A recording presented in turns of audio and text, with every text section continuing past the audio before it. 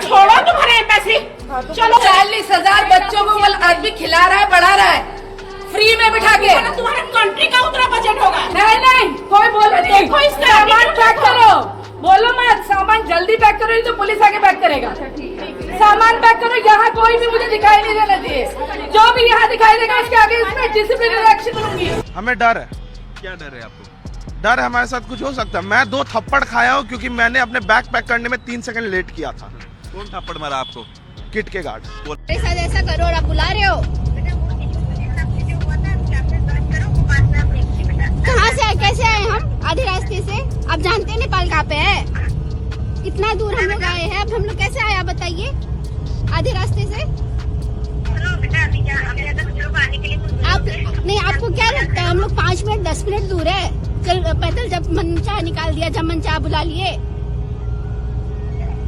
अभी जो हुआ था बेटा, वो तो अभी हम लोग कल में पता चला क्या सिचुएशन हुआ था बेटा।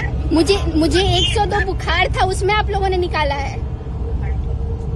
ठीक है, मेरे घर पहुंच गए हो, 1-2 दिन तो बेटा, उसके बाद मेरे से बात। 1-2 दिन तो हमको घर पहुंचने में लगता है मैडम, आप क्या समझ रहे हो? नेपाल कहाँ पे है? 1-2 दिन तो हमको घर पहुंचने में लगेगा। ठीक है, तो घर पे जाके थोड़ा मिलकर आओ, पेरेंट्स से अच्छा लगेगा। आप मैम, आपको अगर हमको बुलाना, अरेस्ट किया है, सुना है, लेकिन हम देखे भी नहीं है। नहीं, ऐसा है, उसको क्या है कि नहीं, उस गलत है तो उसको उस हिसाब से उसको सजाए मिलना चाहिए। तो हम लोग आ गए और बाद में यहाँ आके जो भी मीडिया में निकल रहा है बातें, पॉजिटिव नेगेटिव व्हाटएवर बातें जो भी निकल रहा है, हमको यहाँ आके मालूम हुआ। इसके अलावा हमको पहले 0.01% भी हमको कुछ भी मालूम नहीं। 251 को उसकी और उसकी माँ से बात हुई थी उस टाइम पे, उसी दिन उस टाइम पे शी वॉज नॉर्मल। नहीं नॉर्मल था, उसका फेस्ट चल रहा था। तो अभी हम 4 बजे फेस्ट में जा रहे हैं, ऐसा बोल रहे थे सर। 2 बजे 251 को फोन आया था उसको माँ के, उसका नॉर्मल थी। हम अभी फेस्ट में जा रहे हैं, उधर नेटवर्क नहीं पकड़ेगा उतना नहीं, तो आने के बाद मैं कल करूंगा। ये वीडियो शुरू करने से पहले सारे मेरे भाई कमेंट सेक्शन में एक कमेंट स्पैम कर दीजिए, जस्टिस फॉर नेपाली गर्ल। सभी ने कमेंट करना है भाई। आज की जो वीडियो बनाते हुए ना, मुझे इतना ज्यादा गुस्सा आ रहा है ना, मुझे आज तक लाइफ में कभी इतना गुस्सा नहीं आया जितना गुस्सा मुझे आज की ये वीडियो बनाते हुए आ रहा है। हमारे देश में एक लड़की ने अपनी जो है वो जान दे दी हुई है, एक फॉरेन लड़की जो कि हमारे मित्र देश नेपाल से बिलोंग करती है। लेकिन हमारे देश का लॉ और हमारे देश का मीडिया किसके पीछे लगा हुआ है? इंडियाज गॉड लेटेंट शो के जजेस के पीछे। सभी जगह पे एक ही न्यूज चल रही है कि भाई जो पूरा लॉ भी उन्हीं के पीछे लगा हुआ है। जितने भी जजेस हैं सभी के ऊपर केस डाले जा रहे हैं, उनको पकड़ने की कोशिश की जा रही है। बस करो भाई, अब उसने सिर्फ एक जोक ही सुनाया था। अब मेरे हिसाब से ना अब उनको फांसी पे लटका दो, खत्म करो इस बात को। हमारे देश में और इतने बड़े बड़े मुद्दे हैं तो, लेकिन कहाँ है भाई ध्यान आप लोगों का? अगर आप भी इंडिया गॉड लेटेंट की अगर न्यूज देख रहे हो ना इस समय, तो अभी मेरे चैनल को अनसब्सक्राइब करो और निकलो यहां से, क्योंकि आप लोग सच देखना ही नहीं चाहते। आपको जो दिखाया जा रहा है आप वही देखना चाहते हो। मैं बहुत गुस्से में हूं आज, तो अभी आपको पूरी वीडियो दिखाऊंगा, पूरा बताऊंगा कि उस लड़की ने क्यों अपनी जान दी, और सारी इसके ऊपर डिटेल में बात करेंगे। लेकिन उससे पहले जब उस लड़की ने अपनी जान दे दी, उसके बाद जो हुआ वो सबसे ज्यादा शॉकिंग था। सभी स्टूडेंट्स को जब उस लड़की ने जान दी, तो वो सारे जो नेपाल के स्टूडेंट थे वो आके मिलके प्रोटेस्ट करने लगे।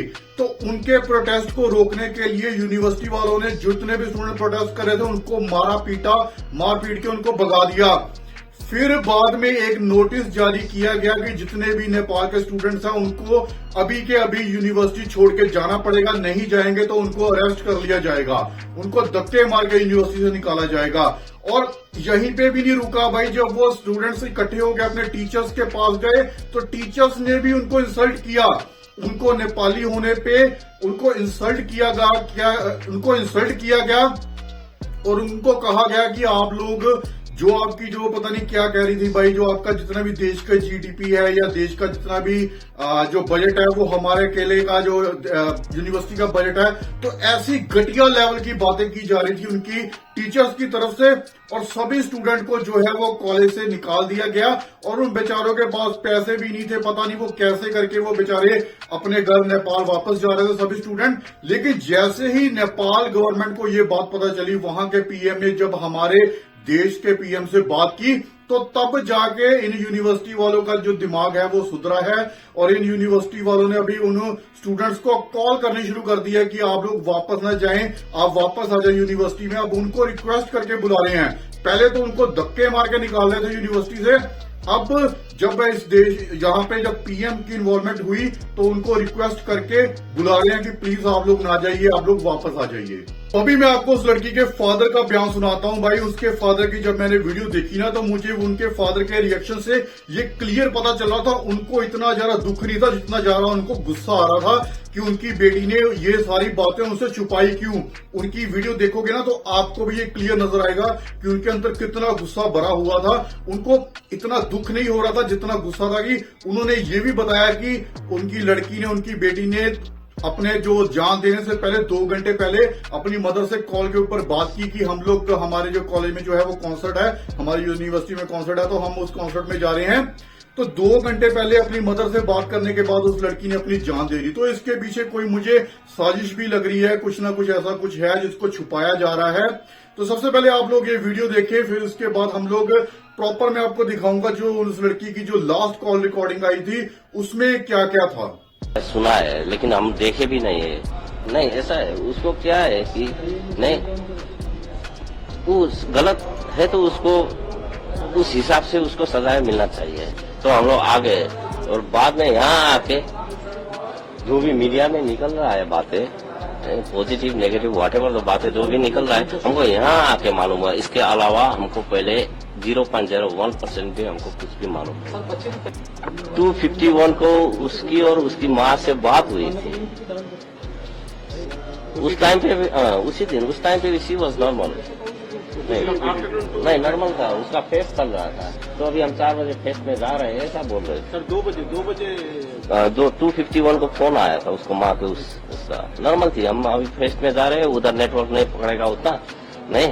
तो जैसा कि आपने इस वीडियो में देख लिया कि उसके फादर के अंदर कितना गुस्सा भरा हुआ था, उनको बहुत दुख था कि काश उनकी बेटी उनको ये सब पहले बता देती। इवन कि उनकी बेटी ने इसके बारे में अपने कॉलेज में कंप्लेंट भी की थी, यूनिवर्सिटी में कंप्लेंट भी की थी कि उसको ऐसे ऐसे हरास किया जा रहा है, लेकिन यूनिवर्सिटी की तरफ से भी कोई भी उसको जो सपोर्ट नहीं दिखाई गई, कोई भी हेल्प नहीं की गई।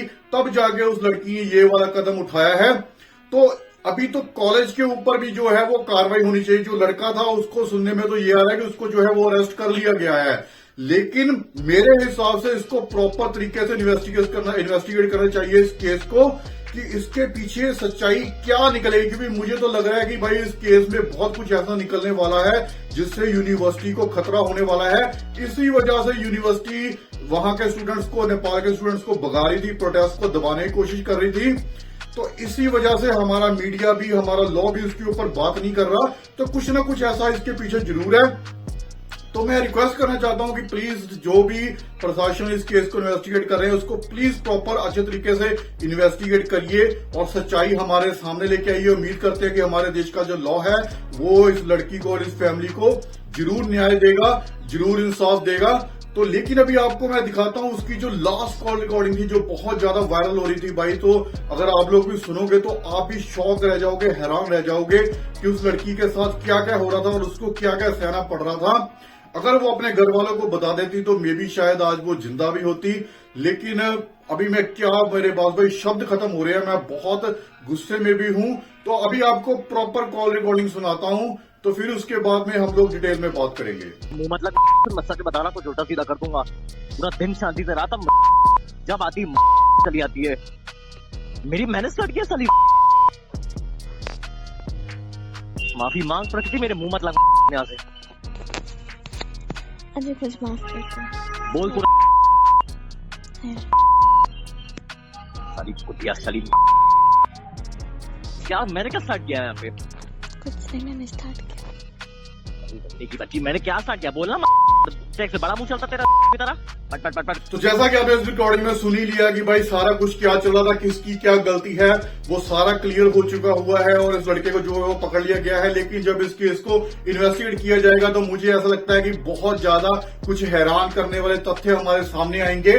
तो उम्मीद करते हैं कि बहुत जल्दी इस केस के ऊपर हमें अपडेट मिले। इस केस को जो जल्द से जल्द इन्वेस्टिगेट करके जो भी दोषी हैं, जितने भी दोषी निकलते हैं, जितने भी लोग इसके पीछे अभी इन्वॉल्व होंगे, उन सभी को सजा मिले और इसके फादर को जो है वो इंसाफ मिले।